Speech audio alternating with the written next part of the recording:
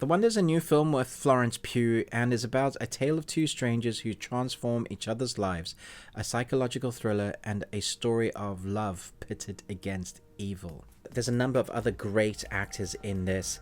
I'm not sure I like this movie, and I'm not sure whether you're going to like this movie. It's just come out at a very select few local cinemas, but if you get screeners like I did, then you may be able to watch this film in bite-sized pieces.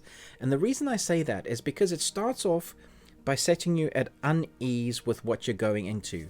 Without me spoiling it, there's a moment at the beginning of the film that took me out of it thinking, am I even watching the right film? And then it starts and you're transported into the time that it's set in, and that whole time, that beginning of what was said by a narrator and where it was is playing on my mind while I'm watching the film.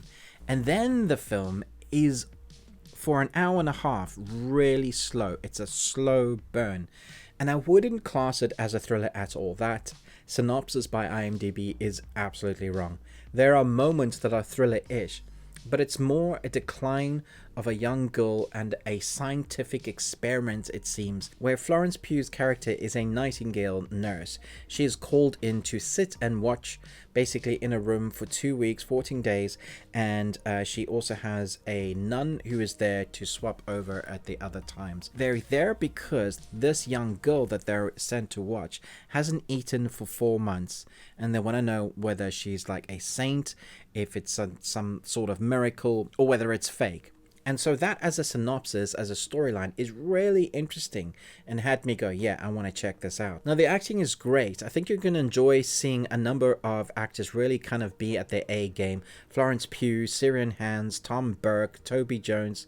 There's a number of actors here where you're just going to be like, yeah, they chew up the scenery. And when you have more than one of those actors on screen together, then you're seeing something magic on screen. They work off of each other.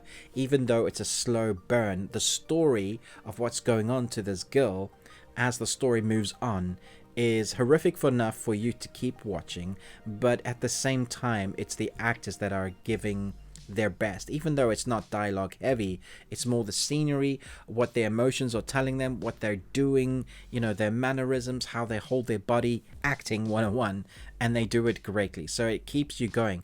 But the reason why I watched this in 3 parts is because it was so slow. The third act is where the story is at and has the most kind of movement in the story and something that I was emotionally gripped with.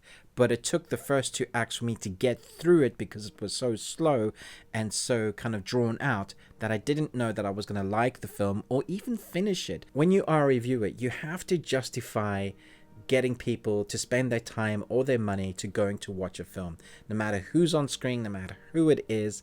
Even though Florence Pugh is up there with the A-listers, I've seen a number of Florence Pugh films recently, like Don't Worry Darling, and I thought she was great in that, but I thought the film wasn't particularly great. And so if you trust a certain reviewer online, then you come to acknowledge that you kind of like what they like, and you understand that you might be on the same wavelength. You may love this film. That's not always the case. But so me trying to justify my time and reviewing this film, I went from, do I even want to finish this? And then when I got to that third act, I went, okay, this was pretty good. I like where they went with it. There's a justification, there's a fruition to the storyline. But there's also finish up again with that kind of the way it started at the beginning. I know it's trying to say something deep. I'm just not quite getting it. I think I understand what it is you are saying. The crux of the story has there's a theme about religion, there's a theme about family, there's a theme about what we're willing to do, what is the perception of us. And if you take all of those together and you put a deep religious overtone to it, like God wills it. How many evil things have men and women done in the universe, in our world universe, by that one line, God wills it, and then we can go do atrocious things. When you add religious intent controlled by man, not faith, and then it ends up being something that is misconstrued and quite evil.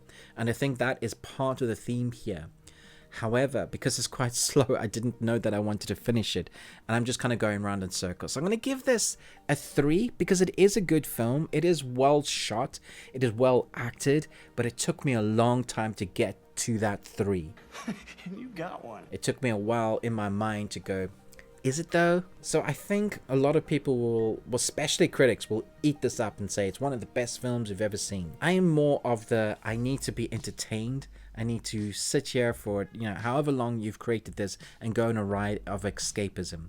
I don't want only just action movies or sci-fi or fantasies, although that is my jam. But when I go through a film like this that is more realistic, but has a interesting premise, I want it to be there for a reason, not just for the sake of showing something and drawn out and all the mise en scene. So let me know your thoughts when you get to watch this. I'm interested to know what other people think about this one, because maybe I'm just, quite right about that. But I'll stand by my 3. Let me know your thoughts down below. Thanks so much for watching. But most of all, until next time, remember, live long and Tuesday.